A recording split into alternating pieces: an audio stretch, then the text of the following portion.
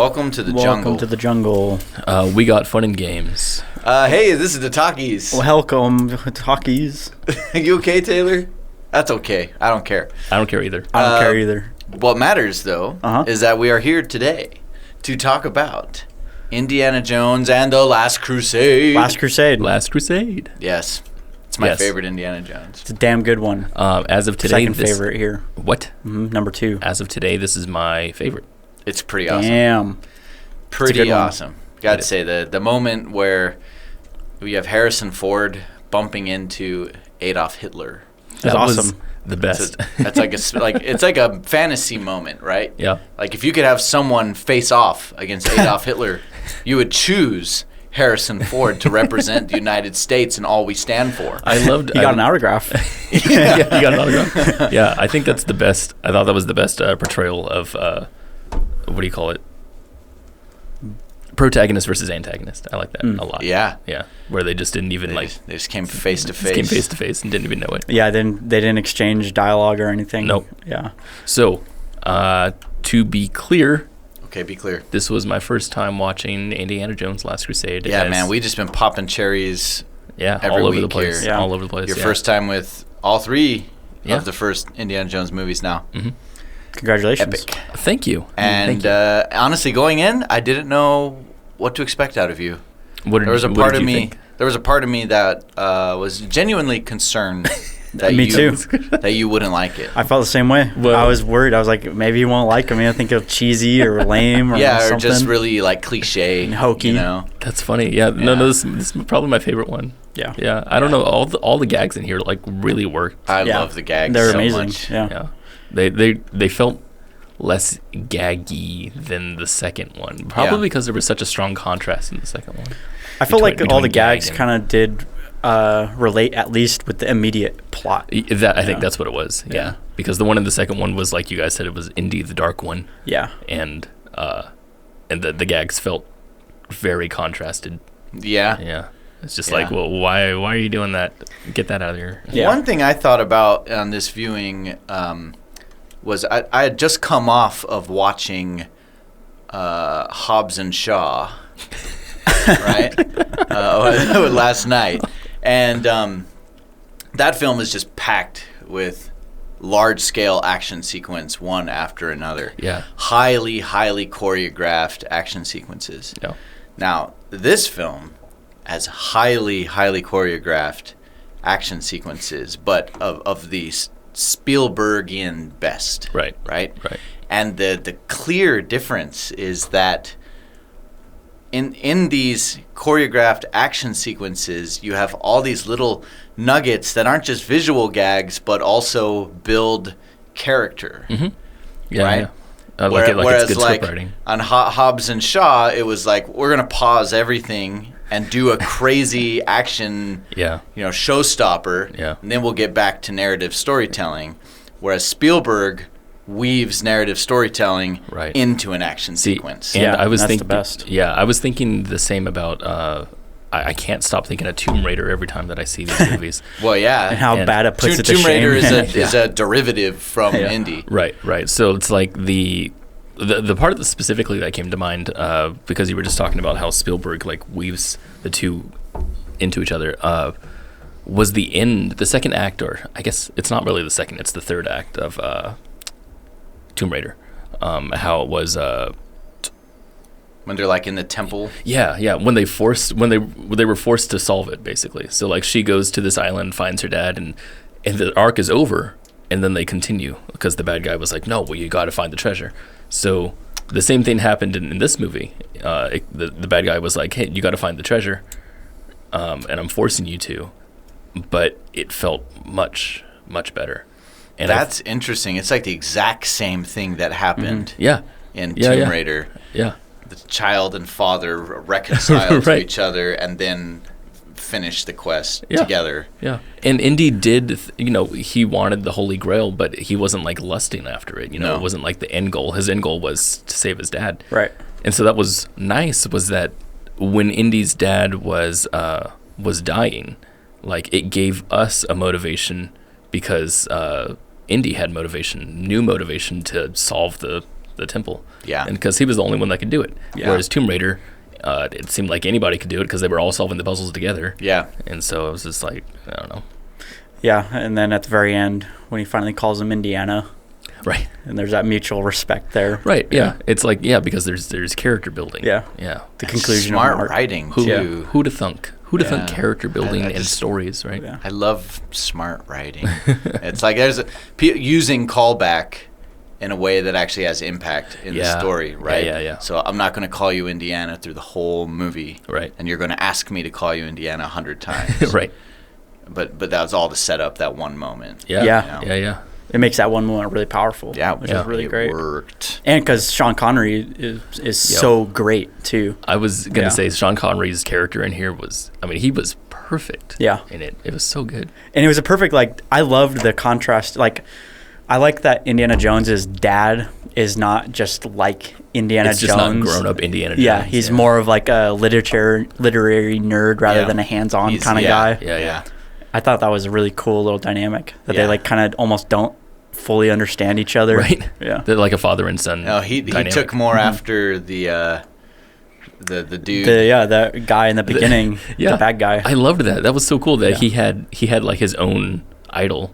Mm-hmm. And it was weird because this was a father-son movie, and they focused on that relationship, but the relationship was clear in the beginning that Indy was all about this other lifestyle and not his dad's. Yeah, and they made it really clear that that dad didn't give a crap about his son. Right. With that whole thing going down, like the sheriff and these guys are even coming into the living room to take the cross back, Right. And the dad hasn't even Come left out, his yeah. den. Right. Right? He's Right. like still in there making notes, but quiet everyone. Yeah, you know? count Yeah. to 20 in Greek. Yeah, I love that part when it's count to too. 20 in Greek. Yeah. Because that still builds character for Indiana Jones. Is like, okay, he knows all this textbook stuff, Right. also from his dad. Right. Yeah, like it's in his childhood also. It's Yeah. not just something that is a part of his Well, character. that's why Yeah. he knew what the cross of Coronado was As a kid, when he saw it. yeah, in you the know? Boy Scouts. Right, yeah. right. Yeah. I loved that whole reveal that was Indy and everything. It was a little, I mean, obviously all these movies are cheesy, right? Because coming back from, because we're watching it in 2020, Yeah. And this movie was made what year? 89. 89. Yeah. So 20 years ago. Seeing all this stuff, it feels cheesy because you've seen the cliches over and over, but they work fine in here. I mean, they're Totally fine. They're And interweaved. these movies are pulp, really. So, right, like, right, and that's what I was thinking too. Yeah. Is that Right. they're the originators of these kinds of Yeah, things. and you have these things happen that could only happen in a pulp dime novel. Exactly, type thing. like- Right. the train Yeah. is a circus train. Yeah. Of course it's a circus train. And he gets in the magic box that falls That then apart, falls and he's apart. outside of the Yeah, train right. because it's like, 'Cause does it's it a magic open out box. underneath? But exactly, that's the logic. The logic makes sense. It's like, because it is magic, he gets to escape, right? Even though it doesn't literally hold water, Right, but it right. totally works in the context of this kind of movie. Yeah, it does work as a comic book. This whole thing. Yeah. Yeah, we saw the origin of his fear of snakes. That Yeah. was so silly. Actually, something kind of bothered me about that, and it's just because I'm a storytelling nerd. But I like when he got into the snake part. I was just like, oh, okay, this is where we find out his fear and everything. Okay, so he screams when he gets into the snake train, but then after that, the snakes are what save him, and there was another animal that got him into danger. A lion. Rhino. A lion. Oh, yeah, the and rhino. the the lion. lion. So I was thinking like, oh, it would make more sense that the lion was actually his fear. And Well, the snake. lion gave us the origin of his whip. right? and right. his That was chin so scar. smart. Yeah, That was very whole bold. him whipping himself Yeah. was to explain a scar that Harrison Ford actually has Yeah. on his See, lip. I didn't. Yeah. Then I like that less. You see, I always, like, even as a kid, I never even realized he had a scar. Yeah. No. Yeah. Yeah, me neither. That was like one I don't Until know it if we became a needed part that of one. lore, and I'm like, oh, that's kind of neat. Then it's a thing. Well, it's Yeah. kind of to like explain something no one ever noticed. right. It's Yeah. kind of like when you were talking about specifically in Rise of Skywalker when what's his name, Luke had the car accident. Yeah. And they Right. redid his chin to make it look like it was They had him get episode hit 4 by a Luke. Wampa. Right. Oh, right, in Rise of Skywalker. In Rise of That's Skywalker. right. Yeah. Oh man, damn it! I'm gonna put spoilers of Rise of Skywalker on this then. Huh. Who cares if we spoil Rise of Skywalker? Yeah, honestly, who cares? I don't care. It was the Emperor. You spoiled the whole thing. Like, wait, look, guys. Star Wars Hour is not till after the episode. Good point. Can't we do it now? This is the other George Lucas masterpiece. I also did think it was a little weird, the snake explanation, because they reestablished that, because early on they have Indiana Jones take the snake and be like, it's just a snake, to establish that he isn't afraid of him yet. Right. But like, for someone to be so not afraid of them, to literally not even flinch, grab it, and be like, it's fine, and throw it off.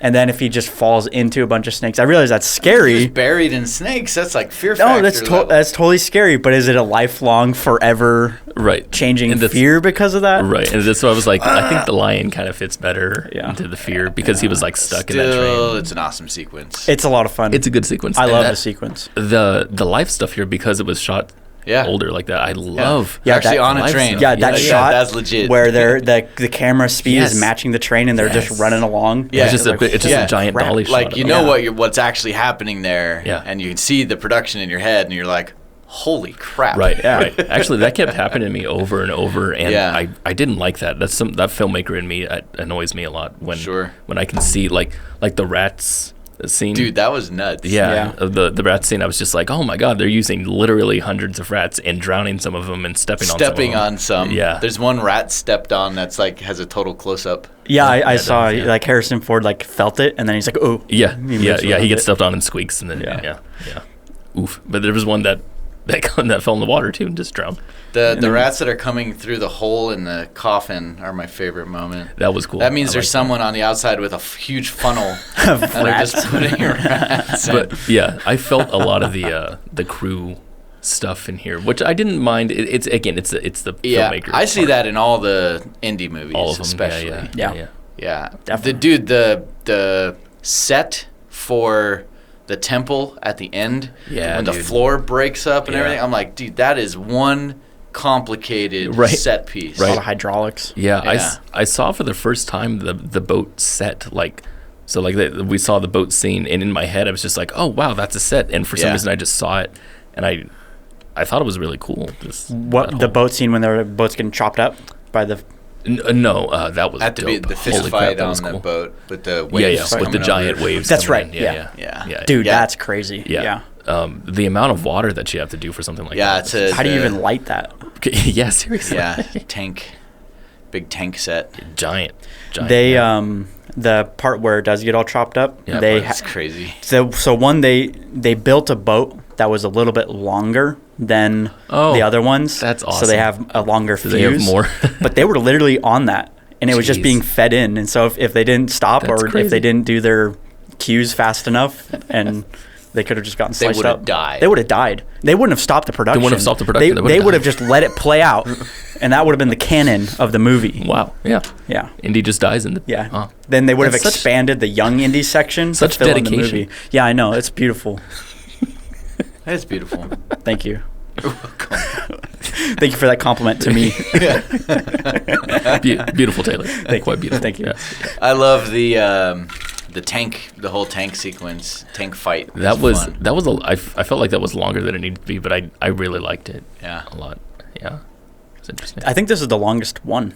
The longest film. Is it? Yeah. It was 2 hours. It was over 2 hours. 2 hours 7 minutes. 7 minutes. Something like I thought that. the second one was longer than that. No, Doom is 140, I think. Doom? Yeah, Doom. Doom the movie is not very good. And Original Raiders, I think, is 2 hours exactly. That's a pretty lean movie. Yeah. So where's the line between this movie and Kingdom of the Crystal Skull? The line? What do you mean? Like the time jump. Time jump? 20-year not in the 20-year time jump. Oh, in the making of? The making well, of. Well, actually, both. This is, pretty much. Crystal Skull came out in 2008. 2008. And this was 89. Wow. So it's a 20-year time jump in production, and it's also a 20-year time jump in the story. Yeah, right. it's in the 50s. That would make sense. Yeah, and so it's in the 50s. It's in the 50s, so they're dealing with like Cold War Russia stuff. Yeah. Wow, that's pretty cool. Yeah, neat. I like the Nazis in here. Oh yeah. Yeah.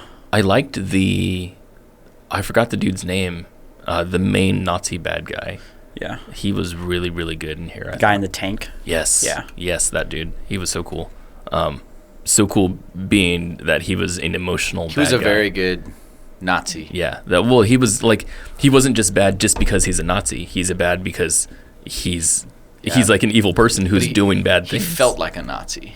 And I liked how, again, that Hitler moment with the burning books was just so good. Dude, that makes that diary so valuable. Like, it's signed by Adolf Hitler and has the map to the Holy Grail in it. Damn. That's great. Yeah, there was a scene that was deleted where Henry Jones Sr. finds out about sees the signature in his diary and gets really angry. That's hilarious. Yeah. That's funny. He wouldn't like that. I remember like watching some behind the scenes of that scene.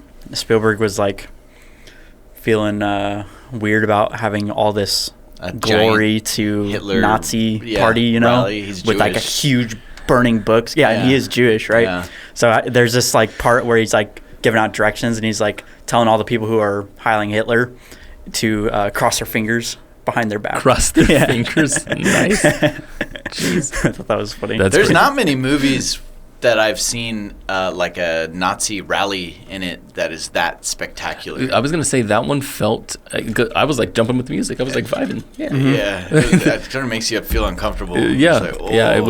oh. It didn't, I don't know. To me, it didn't feel evil. It felt like a celebration.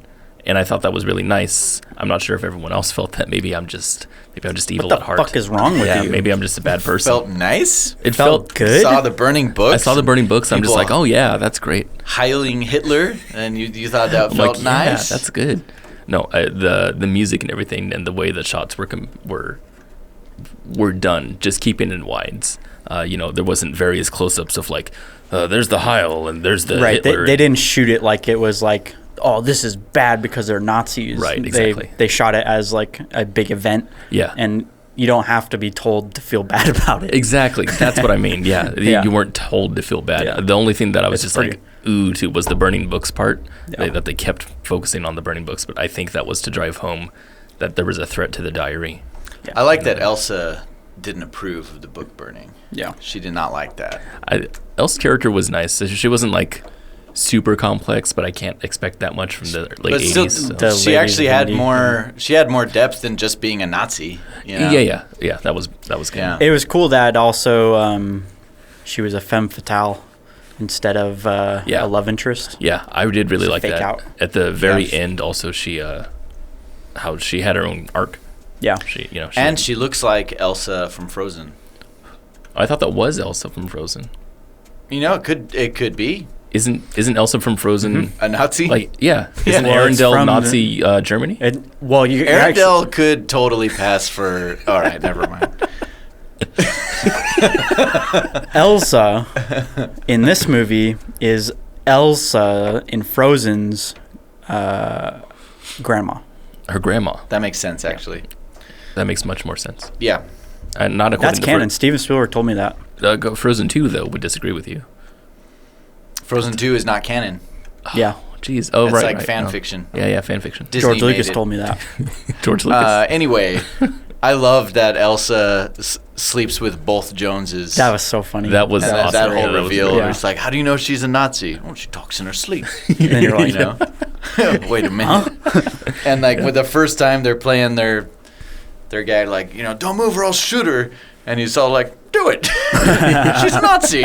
She's one of them. And he just doesn't buy it. That's so great. I love the scene when Indy guns down the three Nazis with the machine gun. When they're fighting. Yeah. And his dad's like, what have you done? What have you done here? Look what you did. Oh my God. You shot a man. That was good. Yeah, I like how Indy was like the action hero, but his dad just like didn't understand a lot of it. Yeah. He's like, you're murdering people. The no ticket scene is still one of my favorite indie moments of Yeah. all moments. Yeah. Yeah. Every time I'm on a plane or a train, I think about that. No Tickets. No ticket. Everyone's got their tickets. Yeah, that was pretty awesome. There's a particular theme known as the Grail theme that's only in this movie, which I love, which is that dun dun dun dun dun dun dun dun dun doo. Sure. Copyright. Yeah, geez, sorry about that. Copyright strike. I know now we won't get paid for this episode. No, dang it. Lost all those royalties. Lost all the membership. Worth it, because that theme is like my favorite John Williams theme. Like it just, to me, it just feels like it invokes the sacred. Like you're standing on holy ground. Show respect. If there's anything that John Williams does very well, it's adding character to music. Mm-hmm. Yeah, that's one of those things. Yeah, if there's anything that John Williams does really well, it's make good music. Good point.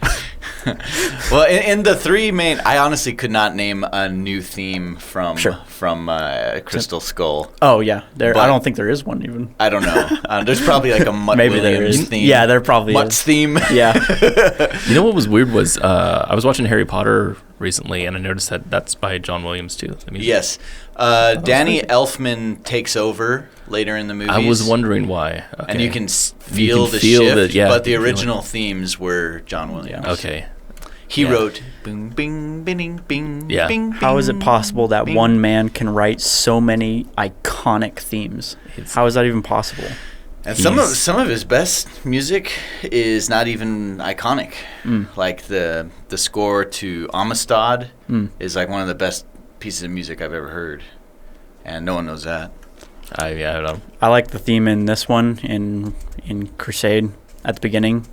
That's like a young indie theme is what I would call it, where it's just like bump bump bump bump bump bump bump bump bump bump bump bump bump. Yes, and that feels so much like a Star Wars theme. Yeah, it does. It's There's really so fun. many Star Wars sequences that have that kind of vibe. Yeah, I did like the score that set the mood in some of the scenes. That was really cool. Dig that. JW. J-Dubs. Jehovah's Witness. when I used to watch this movie, like I remember one of the first times I would like show it to a couple of my friends or something. I would try and have them guess which Grail was what, but like which Grail was the real one. Like try and find a wide shot and then pause it. Like, all right, which one is it? See if you're gonna die or not. I like that. Yeah, it's fun. It's cool. Yeah, you know what?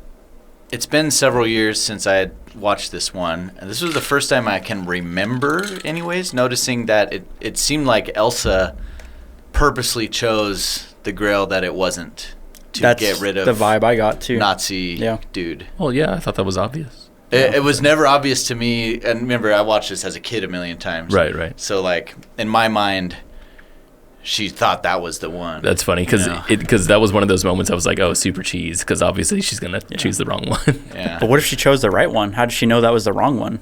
How did she know that was the wrong one? That's a good thing. It's just funny to me that he was like so all in on her choice. Yeah, he's like, yes, thank you. Yeah, thank you, that was another Elsa. thing. It's like she's not been his right-hand woman. Right-hand woman. So right-hand woman. I felt like her character was a little overstated there because she had been lying to this guy for a little bit, and now he just completely trusts her. Yeah, which is weird to me. It's this one, of course. Of course it is. Yeah, this is the cup of the King of Kings. Yeah. She kind of went. Her craze side kind of came up pretty quick. Yeah. There was like no hints of that.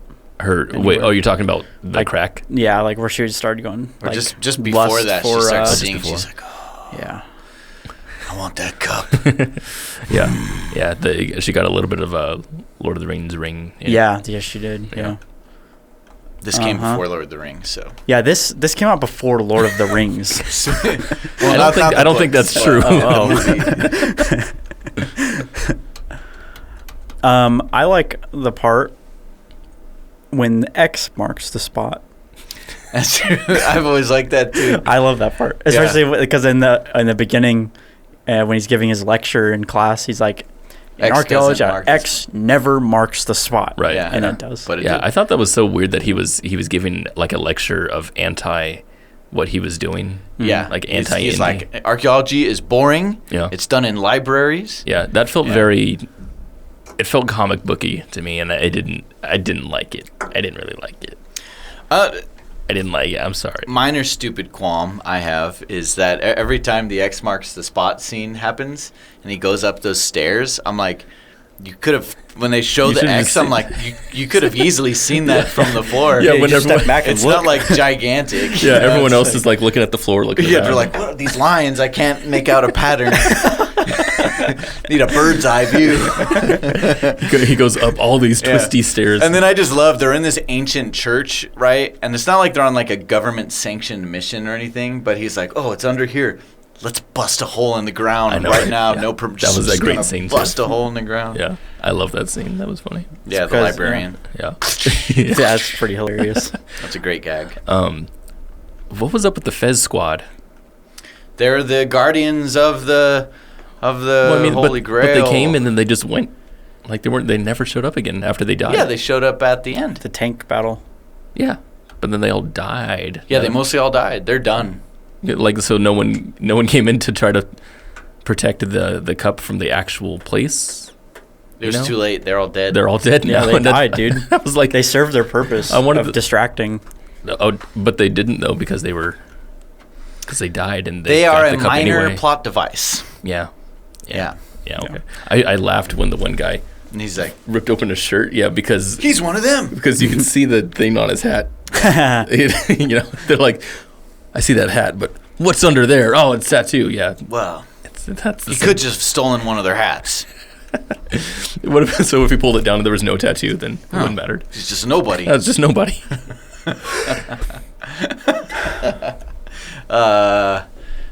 Yes. Oh, the leap of faith was one of the greatest moments in cinematic yeah. history. I loved that part. That's so a really good matte painting.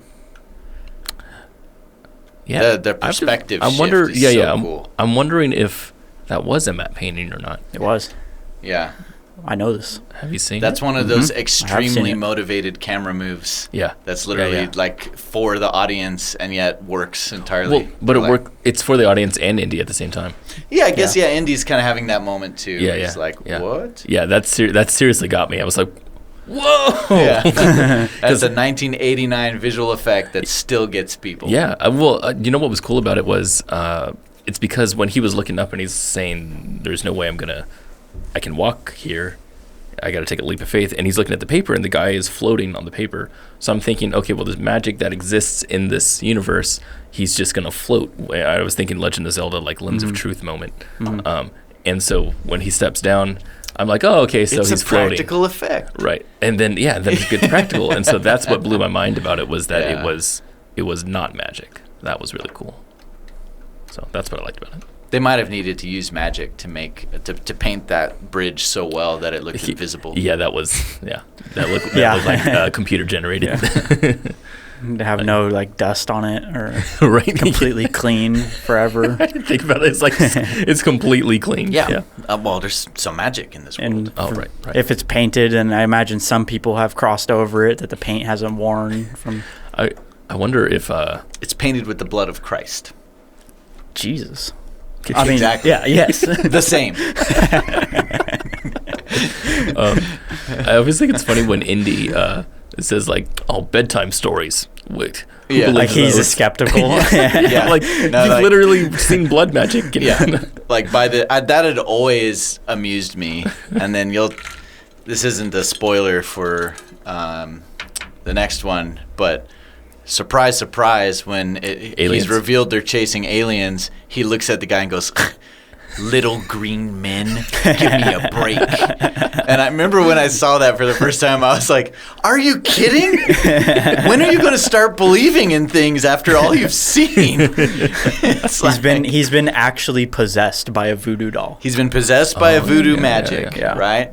He- He became a devotee of Kali. Yep. And Right? he firsthand saw the Ark of the Covenant Like zap wreath people. its Yep. go crazy. Yeah, and he hit his eyes during that moment, so he knew the effects. So he knew there was real and world consequences. He saw the glowing rocks of Kali. And then he healed his father with the Holy water Grail. from the cup of Christ. And we also got to drink from that. He also saw a man who was 700 years old. Yes. And And yet, Aliens is one step too far. That's far-fetched. That's far-fetched. Little green men. Give me a break. Give me a break. Break time. Break time. What can we say about... I'm not sure what we could say about that. Dude, yeah. I've just rewatched a lot of Star Wars recently, and I gotta say, the Indiana Jones trilogy is much better. Is a stronger trilogy than even the original Star Wars trilogy. Yeah, it is. I can see that. Well, I don't know.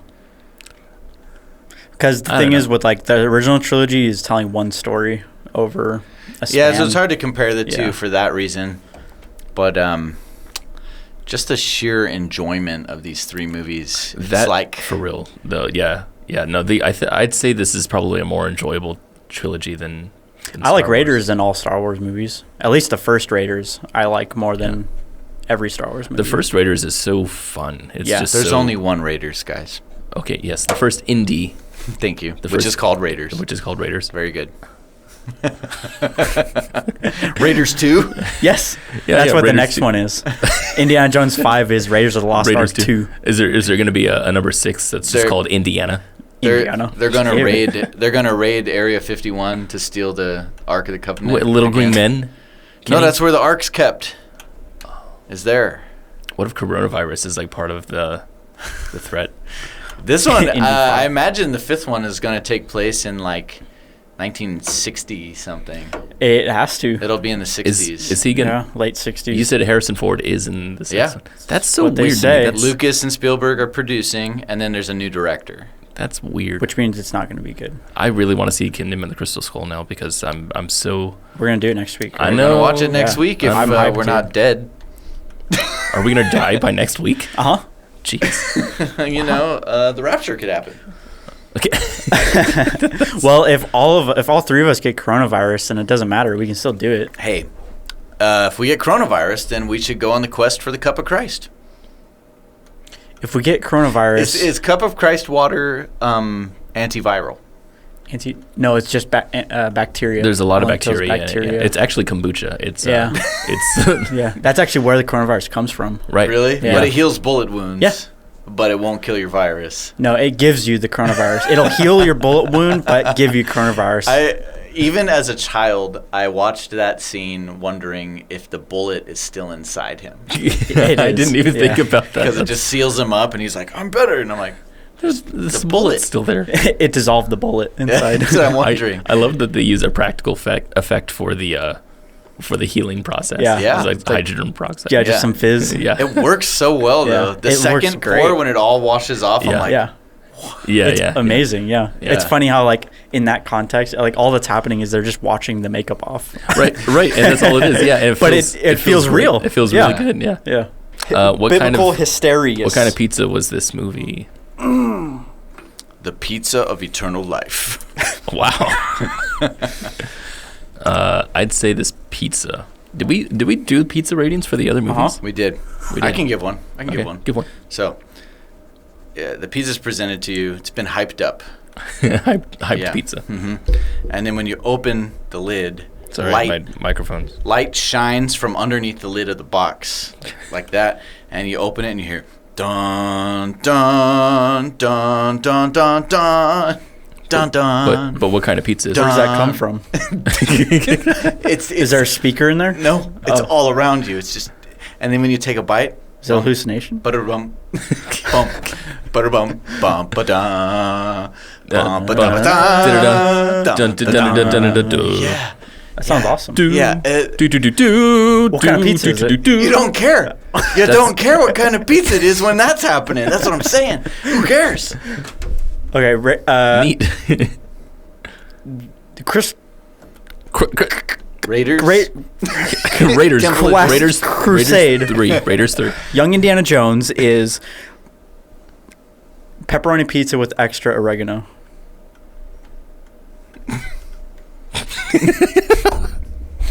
So it's my turn? Yeah. Okay. The oregano's spot on, by the way. Good call. Thank you. D, we're waiting for you. I Come know. on. I'm just watching you guys. Stop on playing this. around. Don't look Stop at me. playing around. Don't look at me. Hey.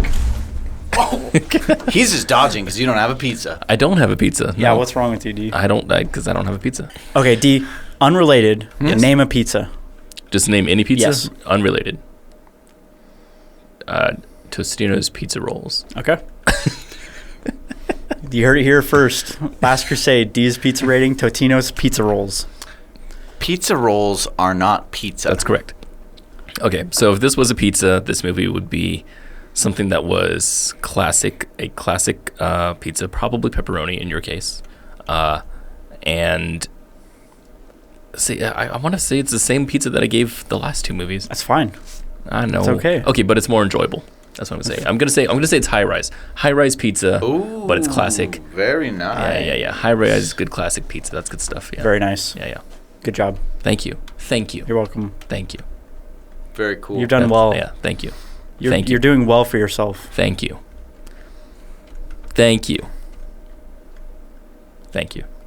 This has been another episode of the Talkies. Thank you for tuning in. Next time we're gonna recover. We're gonna recover After from. we've recovered from COVID, Yeah, we're gonna recover from Kingdom of the Crystal Skull. maybe we'll have to do it remotely. Ooh. You know, because of Skype it. quarantine. Yeah. Zoom it. Zoom. We'll Skype, Zoom, and Skype, Facebook call. Zoom, all Discord, all of it. Discord, yeah. Let's Zoom Facebook. it, but all be in the same place. That's a good idea. Yeah, that's a good idea. Good idea. You guys come on over and we'll set Yeah. up a Zoom. Yeah. Okay, Okay. cool. Okay. Yeah. Yeah. All Yeah, right. that works. And achoo.